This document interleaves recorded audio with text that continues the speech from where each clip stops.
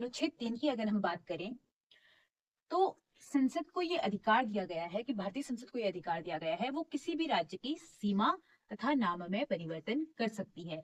मतलब किसी भी राज्य का जो नाम है वो परिवर्तित कर सकती है, पहले कुछ और था वो कुछ और नाम दे सकती है। किसी भी राज्य की सीमा में परिवर्तन कर सकती है, उसकी सीमा को बढ़ा सकती है या उसको काट सकती है या उसके दो हिस्से कर सकती है, उसमें से कुछ हिस्सा काट कर उसका केंद्र शासित प्रदेश बना सकती है।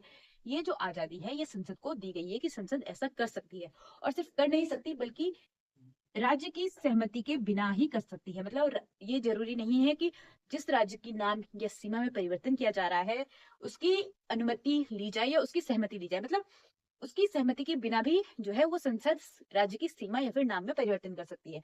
इसके अगर हम एग्जाम्पल देखें तो मध्य प्रदेश से छत्तीसगढ़ को अलग किया गया 1 नवंबर सन 2000 को। तो ये क्या हो गया, सीमा में परिवर्तन हो गया, नए राज्य का निर्माण हो गया। ठीक है। दूसरा है उत्तराखंड से अलग किया गया उत्तर प्रदेश को 1 नवंबर सन 2000 को। ठीक है। इसमें भी क्या हो गया, मतलब उत्तर प्रदेश से उत्तराखंड को अलग किया गया, तो अब एक नया राज्य बन गया उत्तराखंड। अब इसमें नाम परिवर्तन की भी बात आती है कि जब उत्तर प्रदेश से उत्तराखंड बना 9 नवंबर सन 2000 को, तो इसका जो तब नाम रखा गया वो रखा गया उत्तरांचल।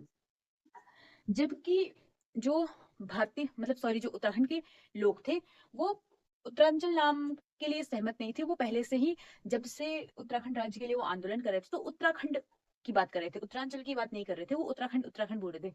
लेकिन जब राज्य बना तो केंद्र सरकार ने इस क्षेत्र को जो है ये उत्तरांचल नाम दिया। लेकिन फिर जो है ये मतलब राज्य के आंदोलनकारियों की या फिर राज्य के लोगों की जो भावनाएं थी उनको ध्यान में रखते हुए 1 नवंबर सन 2000 को इसका जो है वो नाम परिवर्तित करते हुए उत्तराखंड कर दिया गया। तो किसी भी राज्य के नाम में परिवर्तन कर सकती है संसद, किसी भी क्षेत्र की सीमा में परिवर्तन कर सकती है संसद, और ये राज्य उसमें सहमत हो या फिर ना हो, इस ये राज्य मतलब संसद के लिए बाध्यकारी नहीं है कि राज्य उसमें अपनी सहमति राज्य को देनी ही होगी। संसद के लिए बिल्कुल भी बाध्यकारी नहीं है। तो ये हमने जाना अनुच्छेद 3 के बारे में।